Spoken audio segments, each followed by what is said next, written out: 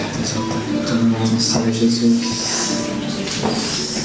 Meu Deus, obrigado, Senhor Jesus, pelo privilégio que o Senhor nos dá, Senhor.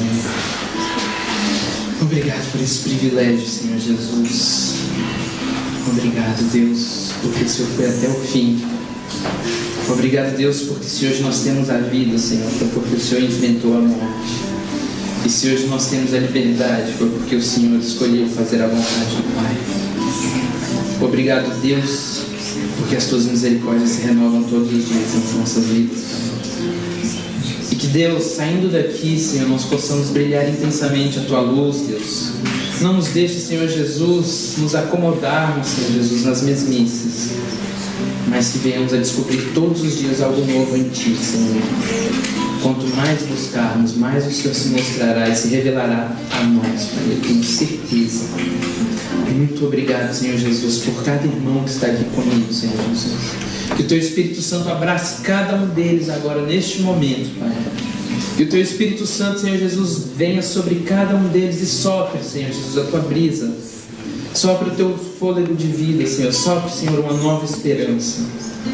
Venha sobre eles, Senhor Jesus, de maneira com que eles saiam daqui, Senhor, cheios de autoridade, cheios do Espírito Santo, em nome de Jesus. Amém e amém. Pode sentar. Mas quando eu leio esse texto de Jesus no Getsemane, eu me identifico com Jesus. Me identifico demais com Ele, porque eu vejo que o Deus Todo-Poderoso, o Filho de Deus, sempre esteve lá nos lugares celestiais, aquele por quem todas as coisas foram criadas, porque dele, por ele, para ele são todas as coisas, e tudo que existe sem ele não existiria. Mas esse Deus Todo-Poderoso, num jardim, ele se pareceu comigo e contigo.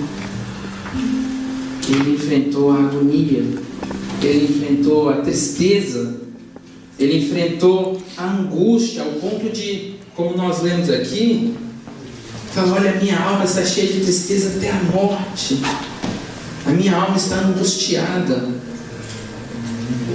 E existem momentos nas nossas vidas em que nós estamos assim, e nós às vezes recebemos uma promessa de Deus. Todos nós aqui recebemos uma promessa de Deus. Você um dia ouviu, quer seja da boca de um profeta, quer seja lendo a palavra, quer seja Deus falando diretamente com você, você recebeu uma promessa. Deus te prometeu algo. Deus prometeu que você teria um ministério abençoado. Deus prometeu que você teria uma família abençoada. Deus prometeu que você teria uma carreira profissional abençoada. Deus prometeu que seus filhos seriam abençoados. Deus prometeu muitas coisas. Mas por que quando nós recebemos essas promessas, às vezes parece que tudo é contrário? O cenário que nos é prometido, quando nós encaramos a realidade, é diferente. Por exemplo, Deus promete que teu filho será um grande servo de Deus. E aí parece que tudo desanda, que ele tem amizades que só levam ele para a perdição, que eles têm amigos que querem que ele faça coisas erradas. Deus promete que o teu marido vai ser salvo, vai se tornar um grande sacerdote do seu lar. E aí o teu marido parece que está cada vez mais distante de Deus. E você fala: Deus, o que está acontecendo? Cadê a promessa que o Senhor fez? Pai, o Senhor prometeu algo e parece que está tudo contrário. O Senhor falou que meu marido vai ser salvo, ele parece que está mais distante. Falou que meu filho vai ser alguém cheio do Espírito e ele está mal, vem à igreja, mal lê a Bíblia. Eu não vejo meu filho orando. Deus, o que está acontecendo? E aí eu vejo que nós precisamos entender coisas, que existe um tempo entre a promessa e o cumprimento da promessa, e existem etapas até chegar lá. Quando nós vemos Abraão, que Deus prometeu para ele: Abraão, conte as estrelas. E Abraão virou para Deus e falou: Deus, eu não posso contar, são muito numerosas. E Deus riu. Eu sabia, Abraão. Conta as areias, Abraão. Conta cada grãozinho de areia aí no deserto. Senhor, eu não posso. É impossível contar. Eu sei, Abraão. E assim como você não pode contar nem as estrelas e nem a areia, assim você não vai poder contar a sua descendência, Abraão. E eu acredito que Abraão deve ter virado para Deus e falado: Deus, o Senhor está enganado. Eu não posso ter filhos, Deus. Minha mulher não pode ter filho. Como que eu vou ter uma descendência incontável se a minha mulher não pode gerar filhos, Deus? O Senhor se enganou. Desculpa, Deus. Eu acho que o Senhor prometeu para o cara errado. Minha mulher não pode ter filhos e eu não estou pensando em trocar ela. Eu não vou trocar minha mulher assim. Eu tenho um compromisso com ela. E um compromisso com o Senhor. O Senhor lembra? O Senhor fez Adão, o Senhor fez Eva. E o Senhor criou eles para viverem em uma família. O Senhor não fez uma outra esposa para Adão, o Senhor fez uma só. Eu não posso trocar só porque ela não tem filhos. Isso não é razão. Como que eu vou ter uma descendência incontável, Deus? E aí, vocês conhecem a história. Deus dá um filho a Abraão. E Abraão fica feliz demais com Isaac, depois de muitos anos buscando, e fala: bom, a minha descendência, incontável como a areia e as estrelas, talvez seja de Isaac para frente, né? Talvez seja com Isaac. Isaac vai ter muitos filhos. E eu só tive um. Só tive Isaac. E aí acontece uma cena engraçada. A esposa de Isaac também não podia ter filhos. Vocês conhecem a história? Ela era estéril. E aí eu imagino que quando Deus vira para Isaac e fala: Isaac, eu prometi ao teu pai Abraão uma descendência incontável. Aí Isaac vira para Deus e fala: Deus, eu acho que o Senhor se enganou também. Eu acho que era outra pessoa, porque a minha esposa não pode ter filhos. E aí Deus vira para Isaac e fala: Isaac, eu tenho cara de quem se engana? E da mesma maneira Deus fala para você hoje nessa manhã: ele tem cara de quem se engana? Ele prometeu algo para você, prometeria a Deus e não cumpriria? Entenda uma coisa: Deus não se engana. Se Ele te escolheu, Ele sabe que você pode ir até o fim. Se Deus viu algo em você que você mesmo não está enxergando, peça isso a Deus. Porque muitas vezes os nossos olhos naturais vão nos pregar peças. Os nossos olhos naturais vão nos enganar, porque nós vemos aqui, ó. Mas Deus vê além. Deus vê o futuro. Passado, presente e futuro para Deus é uma coisa só. Ele vê tudo ao mesmo tempo. Porque Deus não está condicionado a tempo. Deus não é como nós. Nós nascemos já com prazo de validade contando. Sabia que quando você já nasce morrendo? Sabia disso? Quando você nasce, mesmo a Annabelle já tem células no corpo dela que já estão em fase de decomposição, já estão em fase de degeneração, já está envelhecendo, já está morrendo. Ou seja, o teu prazo de validade vai acabando. E o ser humano é um bicho engraçado,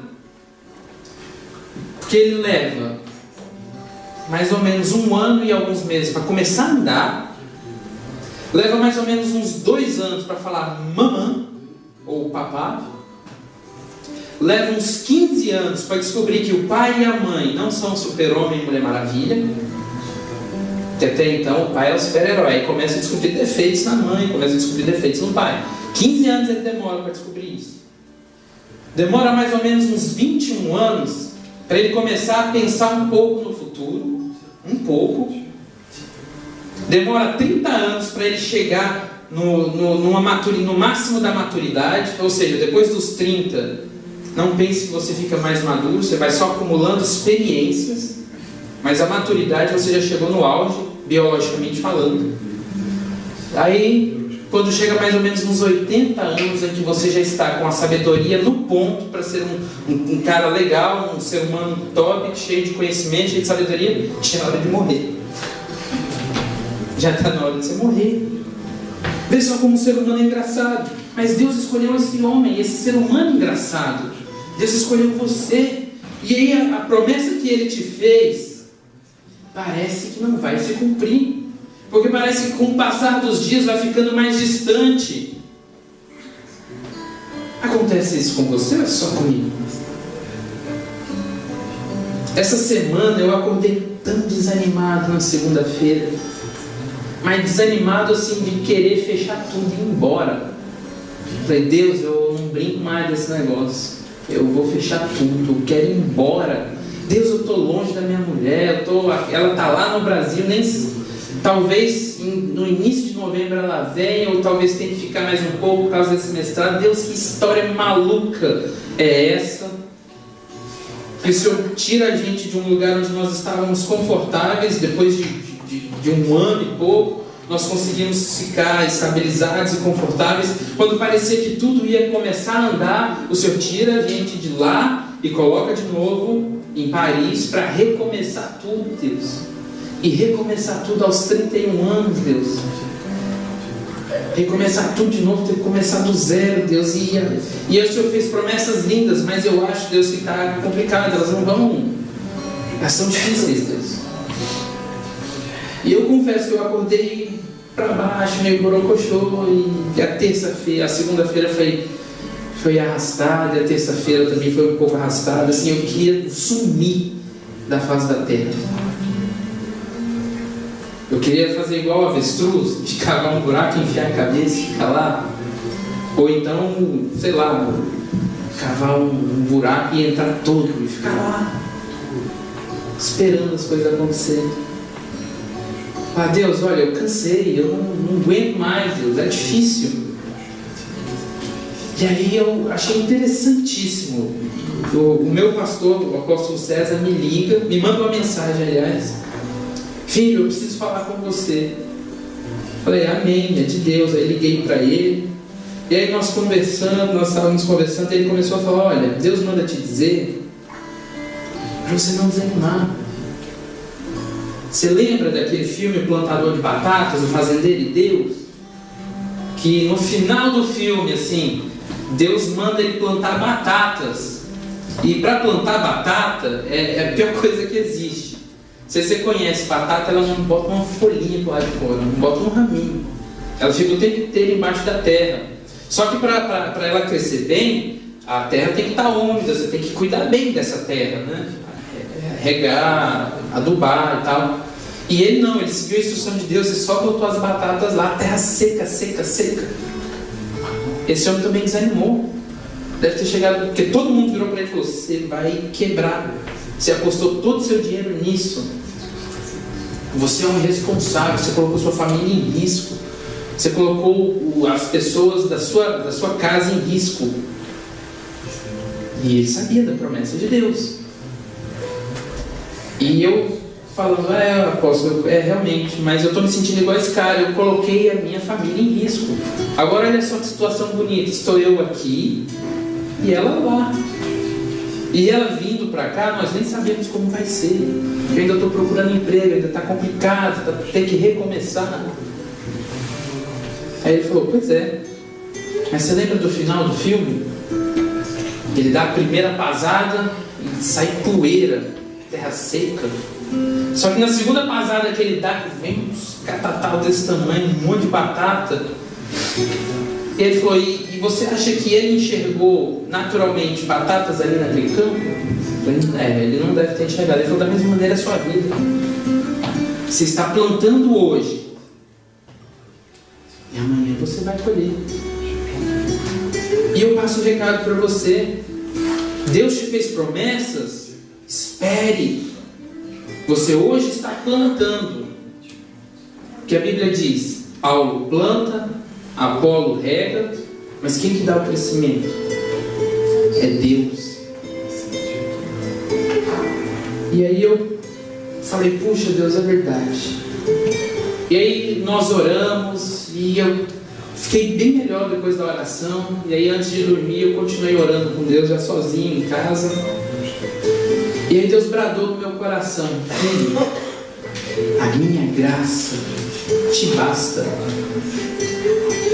Mas Deus não parou por aí, e Ele ainda confortou e falou, porque o meu poder se aperfeiçoou na sua fraqueza. A mesma resposta que Ele deu para um homem que também estava passando agonia, para Paulo. Paulo desesperado, Deus, está difícil, E Deus vira para Paulo: Paulo, a minha graça te basta. E não somente isso, ele fala: o meu poder se aperfeiçoa na sua fraqueza. Meu querido, está difícil, a graça de Deus te basta. E não somente isso, o poder dele se aperfeiçoa na sua e na minha fraqueza. E a Bíblia ainda diz: muitos são chamados, Deus chama todos, mas poucos são promovidos a escolhidos. Se você é escolhido, se Deus te escolheu, tenha paciência. Vai acontecer, no tempo dele vai acontecer. No segundo princípio, você tem que entender que existe um tempo determinado para tudo. A promessa parece demorar, mas não desanime. Sabe, eu já preguei isso aqui algumas vezes e eu vou repetir: o mais fácil é desistir. A coisa mais fácil que existe é desistir. E é por isso que a maioria toma essa atitude. Por isso que a maioria escolhe isso, porque é o mais fácil. Difícil é permanecer. Difícil é perseverar até o fim. Tudo diz que não, mas você recebeu uma palavra de Deus, vai em frente. As circunstâncias dizem não, os teus amigos dizem não, o meio onde você está diz não, mas Deus te prometeu, vai em frente. Deus falou com você? Pronto. O que mais precisa? Uma certa vez questionando a Deus sobre as coisas, e Deus, é tempo disso, é tempo daquilo. Ah, Senhor, eu não sei. Deus virou para mim e falou: olha, eu não sou menino. Eu não sou uma que fala uma coisa hoje e falo outra amanhã. Eu falo, ponto. Deus fala, ponto. E Deus falou é suficiente. Deus falou no seu coração, Deus falou com você através de um profeta. Se foi através de um profeta, ore e peça prova a Deus, porque às vezes os profetas se enganam. Recebeu uma profecia? Confirme. A Bíblia diz: provai para ver se essas profecias são de Deus ou não. Recebeu uma palavra de Deus? Creia e peça prova a Deus. Deus confirmou para você? Deus falou diretamente com você? Creia, mesmo contra a tua esperança. Mesmo que tudo diga não, creia, foi Deus que falou com você. Se você tiver a certeza de que Deus falou com você, você vai ter forças para ir até o final. Sabe por quê? Você vai falar: não, foi Deus que falou que eu tenho que ir, e se Ele falou, Ele vai cumprir. Porque a palavra diz que Deus não é homem para que minta, nem filho do homem para que se arrependa. E sabe por que eu digo que você tem que ter essa certeza no seu coração? Porque quando vier a adversidade, a primeira coisa que você vai questionar é: será que eu ouvi mesmo a voz de Deus? Será que foi Deus mesmo que falou? E se você não tiver certeza, pode ficar certo no teu coração: desistir vai ser uma hipótese muito maior, e você vai tomar ela com muito mais facilidade, se você não tiver certeza de que foi Deus que falou com você. Sabe por quê? Deus, ele trata com cada um individualmente. Deus, ele não vai tratar com a Tainara para falar da vida da Patrícia. Não vai falar alguma coisa da vida da Patrícia para a Tainara e não vai confirmar com a Patrícia. Pode usar a Tainara em profecia. Eu creio, nós estamos numa igreja profética. Eu creio na palavra profética, eu creio nos profetas e eu creio nas profecias. Eu sei que Deus usa para falar. Mas falou comigo através de profetas, eu faço igual Moisés. Amém, o Senhor usou anjos. Agora eu quero que o Senhor fale diretamente. Sabe por quê? Porque a certeza entrando no meu coração, no dia mau, eu vou ter força para resistir. Deus te fez uma promessa? Peça a Ele confirmação. Mas uma vez que você recebeu a confirmação dEle, isso basta. Aí você vai arregaçar as mangas e vai trabalhar. E aí você vai correr atrás. E aí você vai fazer o que estiver ao seu alcance. Porque Deus também não cria preguiçosos. Deus também não vai te abençoar sem você fazer nada. Não fique esperando a promessa cair no teu colo. Não fique esperando as coisas acontecerem na sua vida. Não seja espectador da tua própria vida. Corra atrás. Trabalhe. faz acontecer e Deus vai abençoar. Não espere que nada caia de paraquedas no teu colo, porque é a máxima que existe. O que vem muito fácil também tem tendência a ir embora muito fácil. E Deus não cria filhos preguiçosos. Deus não cria filhinhos de papai. Deus não cria mimados. Jesus, ele disse: o meu pai trabalha até agora e eu também. Se Jesus, o Filho de Deus, trabalhou o tempo inteiro, que diria eu? Receber a direção de Deus é a força que você precisa para ir além. Existe um tempo determinado. Terceiro, nós temos uma missão. Até o cumprimento dessa promessa, existem missões a cumprir. O que diz em Hebreus capítulo 10, verso de número 36: necessitais de paciência, para depois de haverdes feito a vontade de Deus, possais alcançar a promessa. E fazer a vontade de Deus é cumprir as missões que Ele te der. Nós lemos aqui nesse texto, Jesus tinha uma promessa. A promessa de ser o Rei dos Reis, o Senhor dos Senhores. A promessa de ser o Salvador da humanidade, o Redentor, aquele que nos reconciliaria novamente com o Pai. Havia essa promessa para Jesus, mas Ele tinha uma missão. E sabe, durante essa missão que nós temos a cumprir, nós seremos tentados a tomar atalhos. E cuidado com os atalhos. Parecem ser o caminho mais fácil até a promessa, mas vai te fazer com que você vá para o fim da fila. Vai fazer com que você até mesmo perca a promessa. Como que eu te provo isso na Bíblia? Jesus no deserto. Jesus recebeu a promessa e no deserto ele foi tentado a tomar atalhos. O que Satanás chegou nele? Tu não és o Filho de Deus? Mande que essas pedras se tornem em pães. Tentou Jesus no nível da carne. E é assim que ele começa nos tentando, no nível da carne. Começa a te oferecer coisas que agradam a tua carne. E 90% das pessoas que são tentadas nesse nível caem. E eu digo 90% sem sombra de dúvidas. Porque muitas vezes nós não estamos vigilantes. E o diabo, ele é sutil. O nosso inimigo, ele é sutil. Ele tentou Jesus na carne. Jesus virou e disse: nem só de pão viverá o homem, mas de toda palavra que sai da boca de Deus. Aí o Satanás: você conhece a palavra? Então tá. Levou Jesus ao pináculo do templo. Lança-te daqui, porque está escrito: aos teus anjos dará ordem para que te guardes, para que não tropeces em pedra alguma. Ou seja, Satanás estava dizendo: mostra para esse povo que você tem o poder, que você vai pular e os anjos de Deus vão te segurar.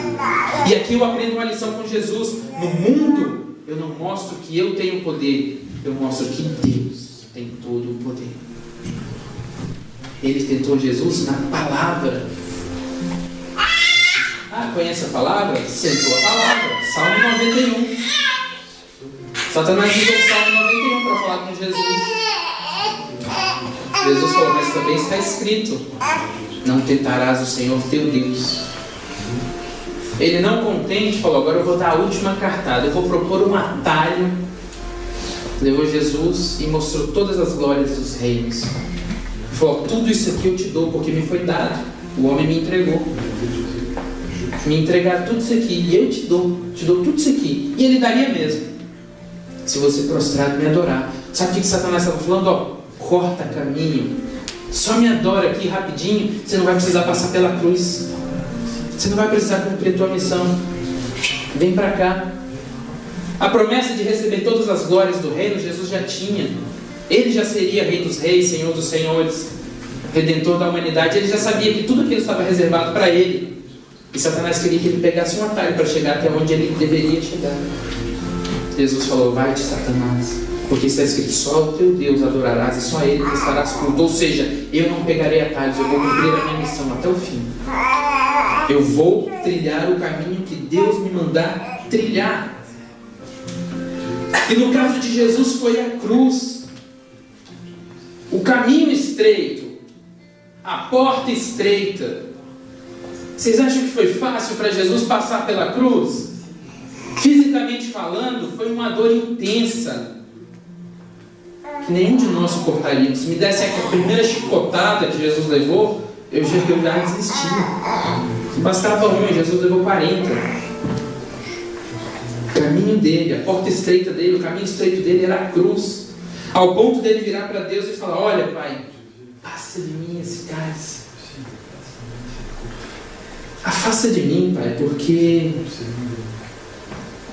eu não quero, Pai. Eu estou vendo que vai ser difícil. Me livra dessa missão, Pai. Jesus, você já imaginou ouvir isso da boca de Jesus? Já imaginou Jesus falar isso para você? Olha, eu acho que eu não vou, eu não quero fazer essa missão. Eu não quero isso. Pai, afasta de mim. Já imaginou Jesus, aquele mesmo Jesus que entrou lá no templo com coragem, com força e expulsou todos os vendedores de lá, expulsou toda aquela gente, Jesus macho pra caramba. Logo depois: Pai, afasta de mim esse cálice. Jesus, que sempre orava pelos discípulos, de repente vira: vamos comigo orar, vigia comigo, ora comigo, que eu estou angustiado. Você acha que angústia, tristeza e desânimo é exclusividade só tua? Você acha que isso é exclusividade nossa? Sentir desânimo, tristeza, cansaço? Você acha que é só você que sofre? Você acha que é só você que passa por situações difíceis? Eu sei que a dor maior do mundo é a que a gente sofre. Nós podemos nos compadecer com a dor dos outros, chorar com elas, mas só quem passa a dor é que sabe. Eu sei que a dor maior para você é a sua, mas você acha que isso é exclusividade sua, é privilégio seu? Jesus passou por isso também. Jesus sofreu isso aí que você e eu sofremos. Tem dia que você acorda desanimado? Eu também. Tem dia que você acorda e não quer ver ninguém? Eu também. Tem dia que você acorda e quer que o mundo exploda? Eu também. E Jesus, da mesma maneira. Eu fico imaginando, passando pela mente de Jesus, isso eu conjecturo, não está escrito na Bíblia. Eu fico imaginando Jesus falando: Pai, olha, eu acho que é mais fácil a gente recomeçar. O Senhor tem todo o poder, Pai, para recriar tudo. Faz igual o Senhor fez com Noé. Lava tudo, limpa tudo e vamos recomeçar, Pai. Porque o cálice que o Senhor está me dando para beber é pesado. Sabe que cálice foi esse? Não foram os açoites. Não foi a zombaria, apesar de ser difícil. O cálice que Jesus pediu para Deus passar dele foi o cálice da separação entre ele e o Pai. E a minha Bíblia prova isso. Porque Jesus, a Bíblia não diz aqui que Jesus reclamou dos açoites, que Jesus não bradou: parem de me açoitar. Não, como ovelha muda, ele se apresentou até o matador. Mas na cruz, Jesus libera um brado. Jesus solta um brado. Eu acho que era aquilo que estava mais angustiando a alma dele, aquilo que ele tinha visto no Getsemane que iria acontecer, porque ele sabia do que iria acontecer. Ele está lá na cruz e aí ele grita: meu Deus, por que me abandonaste? Você acha que se sentir abandonado por Deus é privilégio só seu?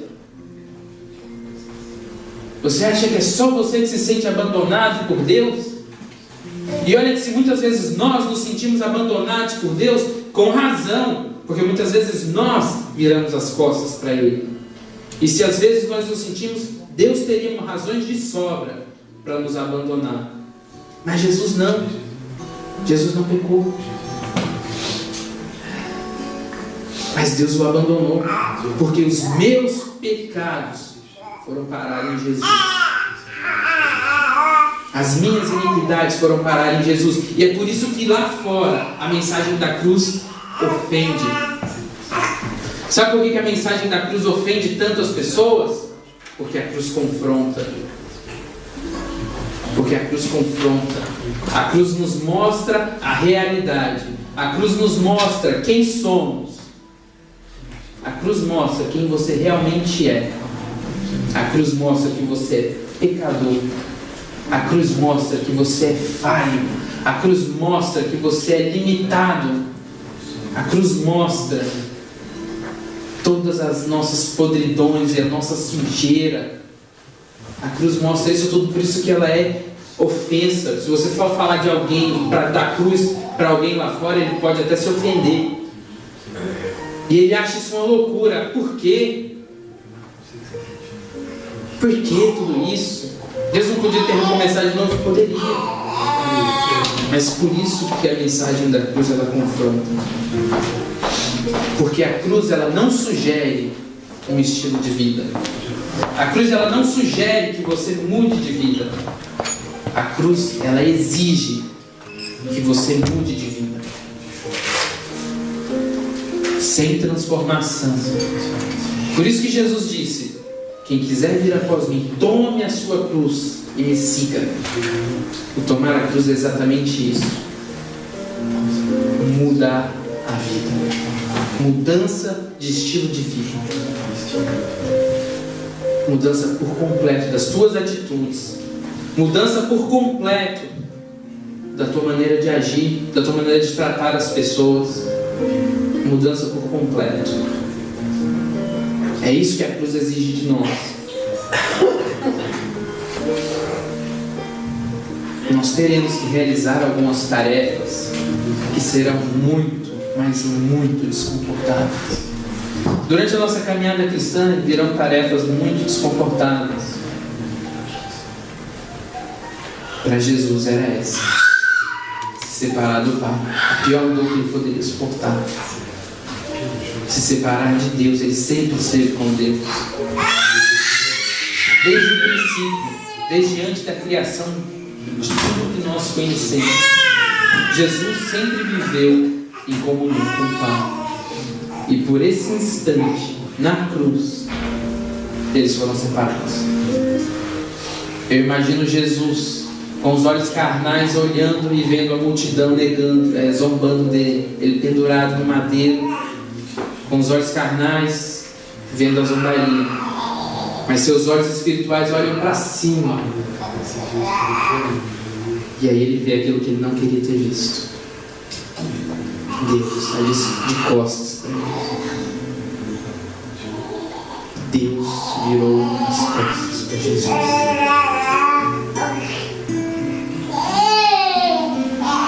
E aí eu imagino a dor de Jesus. Já se sentiu sozinho? Já se sentiu sem amigos? Mesmo no meio da multidão? Pior solidão é aquela que você no meio da multidão se sente sozinho. Eu já passei por isso e é uma dor terrível. Eu já me senti muito sozinho, cercado de amigos. Eu já me senti muito sozinho no meio de uma multidão. E eu olhava para cima e eu enxergava a mesma coisa que Jesus enxergava. Para mim parecia que Deus estava de costas para mim. Eu me sentia sozinho. Falava: Deus, não é possível que eu não tenha ninguém aqui na terra com quem eu possa conversar. Será que eu não tenho ninguém, Deus, para me ajudar a carregar esse fardo?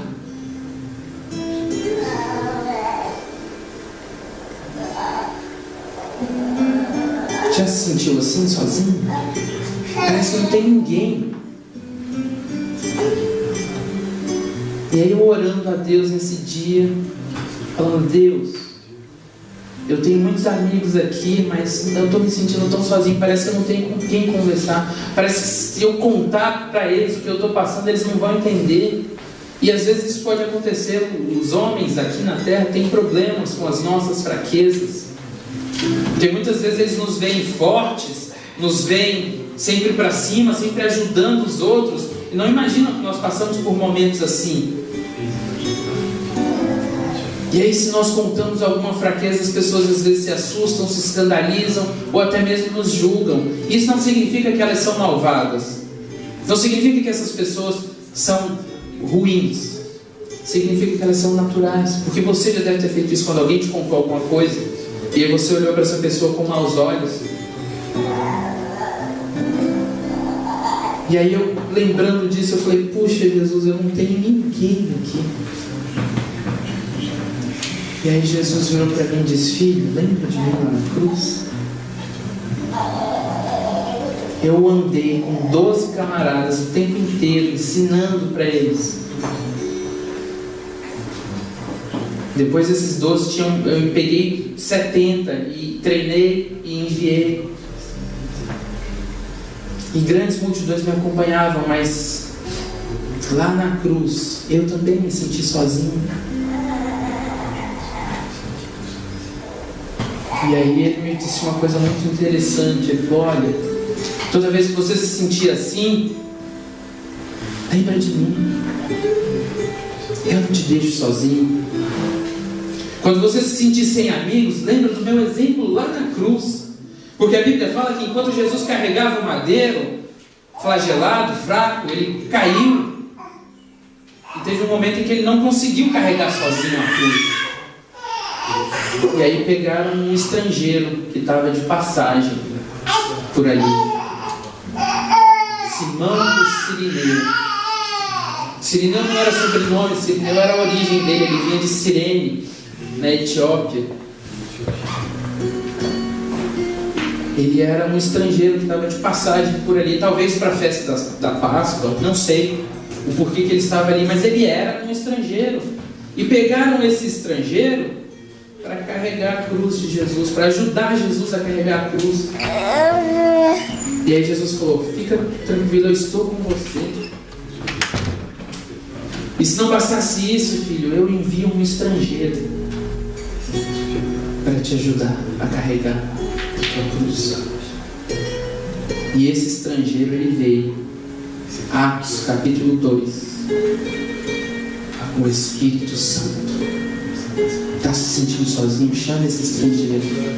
Chama o Espírito Santo para te ajudar. Chama Jesus para te ajudar. Quando você entrar no teu Getsemane, e eu termino essa mensagem aqui, quando você entrar no teu Getsemane e se sentir sozinho e tiver vontade de dizer, Deus, me isenta dessa missão, me livra dessa missão, passa de mim esse cálice. Chame o estrangeiro para perto de você. Põe uma vírgula nessa frase. E com a força desse estrangeiro responda como Jesus disse. Todavia, não seja feita a minha vontade, mas a tua vontade. Fica de pé.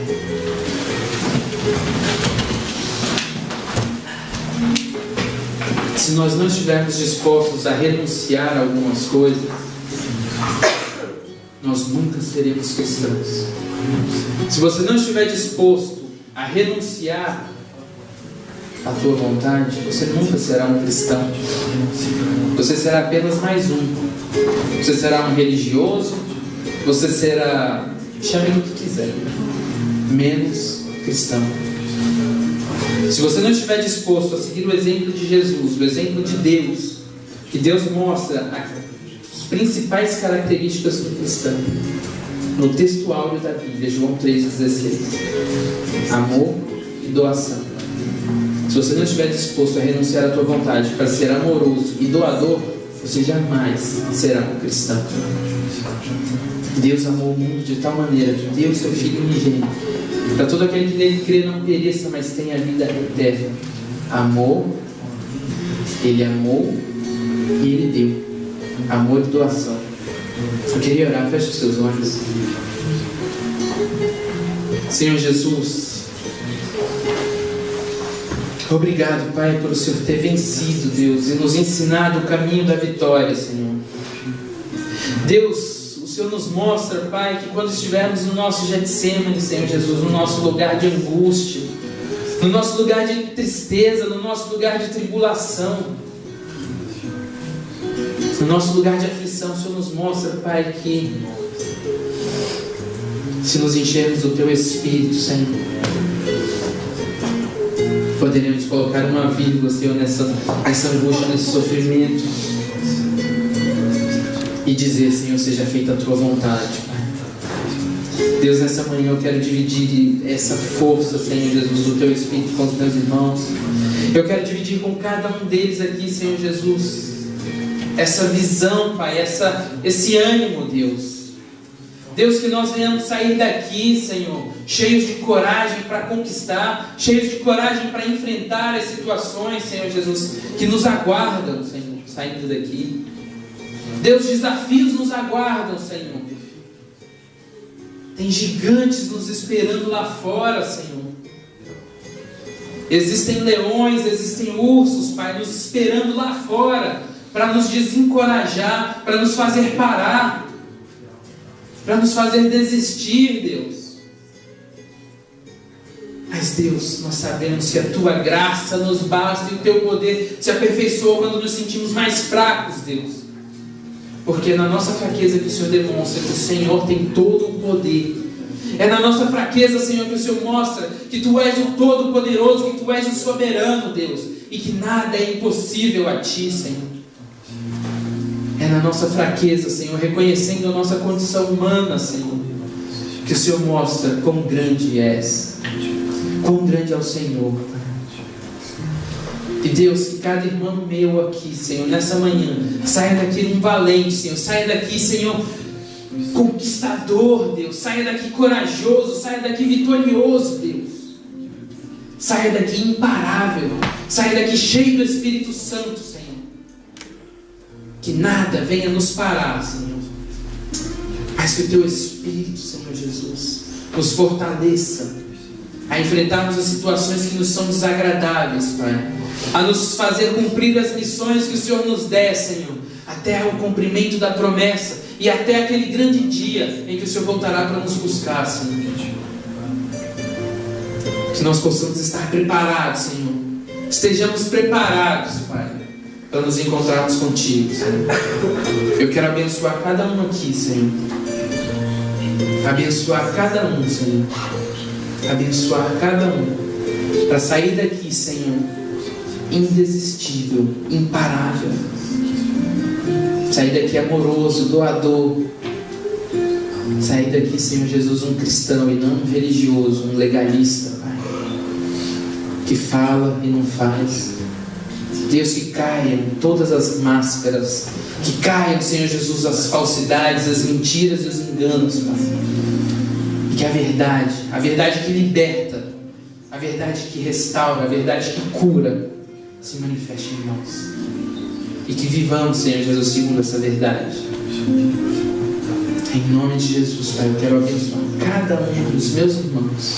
Em nome de Jesus. Amém. Amém.